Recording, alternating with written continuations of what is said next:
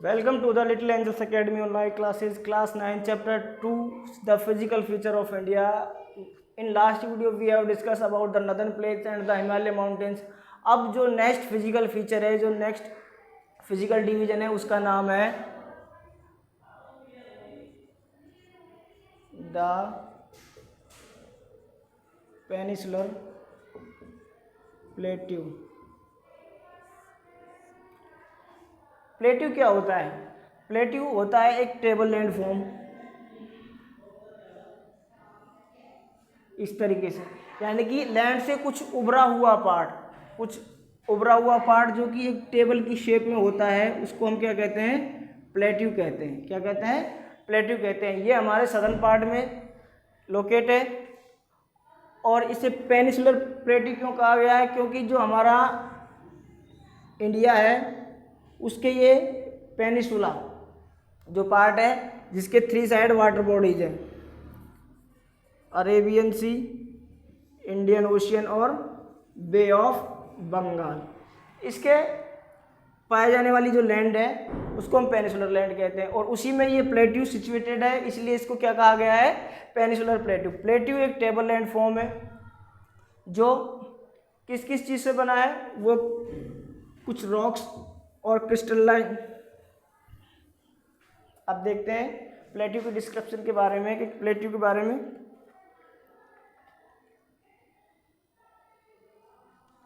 जो किससे बना है? Old crystalline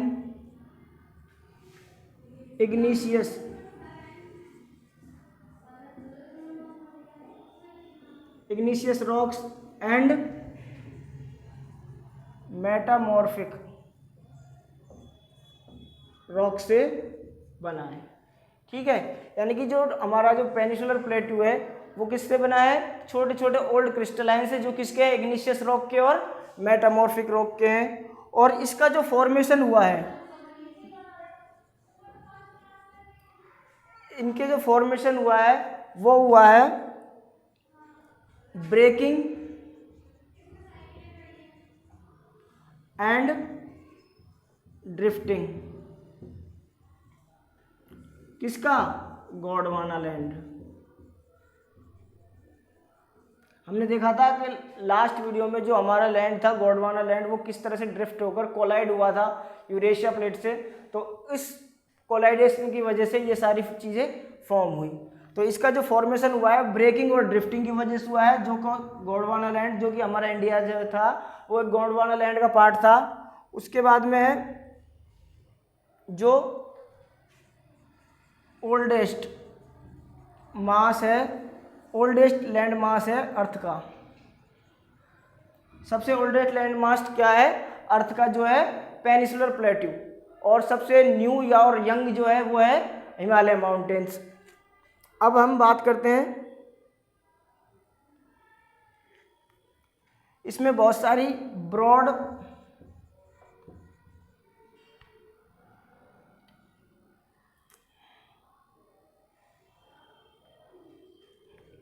and shallow valleys हैं। इसमें जो वैलीज हैं थोड़ी ब्रॉड और शैलो है। और इसमें राउंड हिल्स हैं। कैसी हिल्स हैं? राउंड हिल्स इस लैंडमास में पाई जाती हैं। अब हम बात कर लेते हैं इन छोटे सबकी। ओल्ड क्रिस्टलाइन इग्नीशियस रॉक्स, यानी कि जो पेनिसुलर प्लेट्यू है उसमें क्रिस्टल, छोटे छोटे क्रिस्टल्स पाए जाते हैं इग्नीशियस रॉक के और मेटामॉर्फिक रॉक के।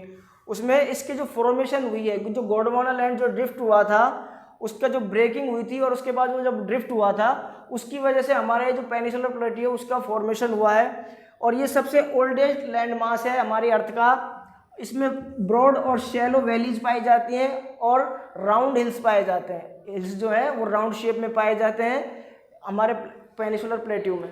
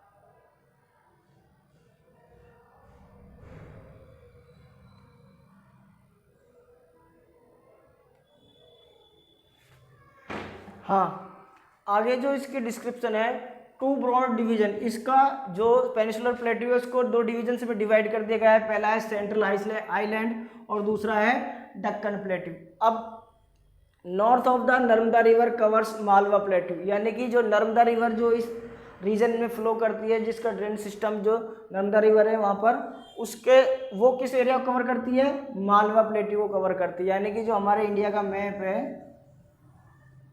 यहाँ पर जो है मालवा रीजन है, जिसमें क्या होती है? नर्मदा रिवर बह रही है। अब इस नर्मदा रिवर के ऊपर है नॉर्थ में विंध्याचल पर्वत, विंध्याचल रेंज, और इसके साउथ में है सतपुड़ा, और इसके नॉर्थ वेस्ट में है अरावली। इस तरीके से ये सिचुएटेड है। इस मालवा रीजन को क्या कहा गया है? सेंट्रल हाईलैंड कहा गया। यानी कि इसका जो फर्स्ट डिवीजन है सेंट्रल हाईलैंड, जो कि मालवा प्लेट्यू को कवर करता है, जिसमें नर्मदा रिवर बह रही है, उसको हम क्या कहते हैं? सेंट्रल हाईलैंड कहते हैं। जिसके नॉर्थ साइड में है विंध्या रेंज और साउथ में है सतपुड़ा, जिनके बीच से फ्लो जो रिवर जो फ्लो हो रही है वो है क्या? नर्मदा। और इसके नॉर्थ वेस्ट जो सीमा है, उसकी बॉर्डर है, वो अरावली रेंज है, जो कि राजस्थान में। इस तरीके से इसका फॉर्मेशन है और इसका एक्सटेंशन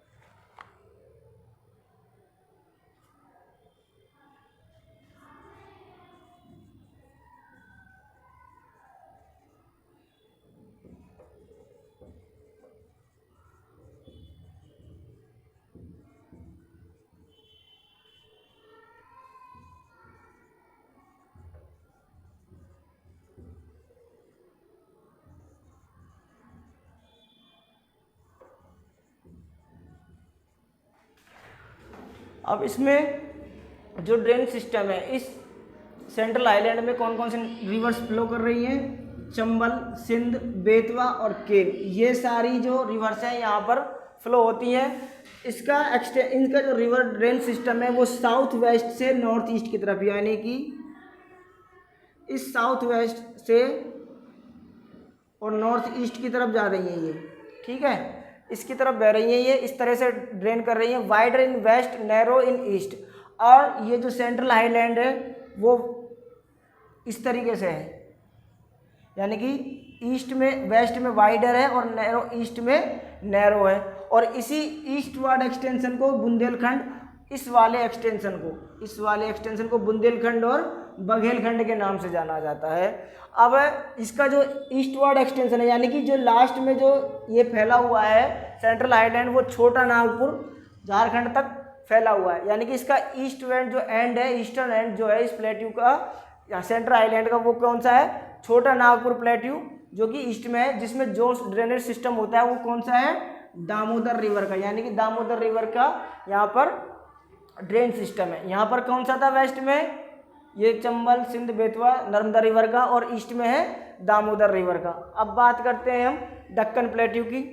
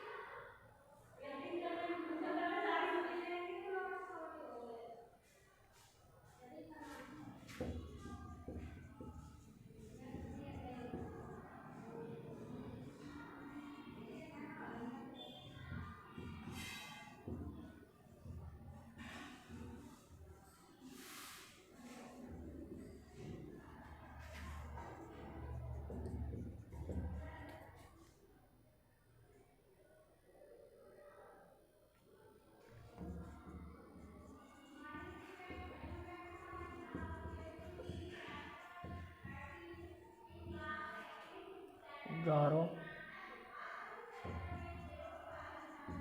खासी एंड जैंतिया हिल्स। अब बात करते हैं डेक्कन प्लेट्यू की। ये जो डेक्कन प्लेट्यू है इसका जो शेप है वो है ट्रायंगुलर, इस तरह का, ठीक है, इस तरह का शेप है। Lie to south Narmada river, ये नर्मदा रिवर जो है इधर से जो फ्लो कर रही है उसके साउथ में स्थित है। इसकी लोकेशन जो है lie to south Narmada river, south river में, higher in west and slope gently east. इसका वेस्टर्न पार्ट जो है वो हायर है, ऊंचा है, और ईस्ट की तरफ इसका क्या है, स्लोप है, यानी कि ये ऊंचा इधर से है और इधर से स्लोप है, इस तरीके से, ठीक है। यानी कि जो डेक्कन प्लेट्यू है वो वेस्ट में हाई है और ईस्ट में थोड़ा लोअर है। इसका जो स्लोप है वो ईस्ट की तरफ है, gentle. It is separated in east छोटा नागपुर, और ये यहाँ जी के जो सेंटर हाईलैंड है वो छोटा नागपुर इसको क्या कर रहा है, सेपरेट करता है, इसको सेपरेट यानी कि अलग कर देता है उस सेंटर हाईलैंड से। इस डेक्कन प्लेट्यू को जो सेपरेट करता है वो कौन है, छोटा नागपुर प्लेट्यू। उसके बाद में इस क्षेत्र में, इस रीजन में पाए जाने वाले जो प्रोमिनेंट हिल्स हैं उनमें है गारो, खासी और जैंतिया हिल्स। ये तीनों हिल्स जो है इसकी प्रोमिनेंट हिल्स है। इस डेक्कन प्लेट्यू में पाई जाने वाली तीन प्रोमिनेंट जो हिल्स हैं उनके नाम है खासी, जैंतिया और गारो। अब बात करते हैं इनके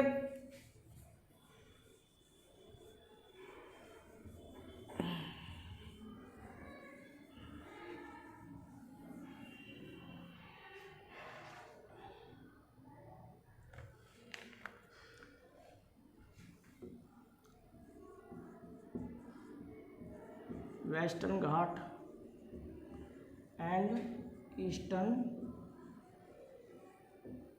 घाट्स की।